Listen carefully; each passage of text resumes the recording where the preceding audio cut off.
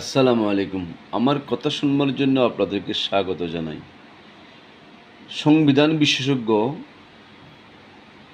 Barrister Shaheen মালিক তিনি বলেছেন, পৃথিবীর ইতিহাসে এমন কোনো নজির নাই যে জাতীয় নির্বাচনের কিছুদিন আগে যে আপনার গণভোট দিতে হবে। কিন্তু বাংলাদেশে মানে যারা রাজনীতিতে সবসময় দুর্বৃত্ত এবং কট্টর এবং এই লাইনচ্যুত রাজনীতি করার যাদের অভ্যাস, তারা এখন এক এক সময় এক এক দাবি ওঠায়। তারা সেদিন ফিয়ার উঠেছে, ফিয়ার এখন উঠাইছে কি গণভোট দিতে হবে নির্বাচনের আগে। এটা কি আসলে পাগলামি ছাড়া আর কিছু নয়।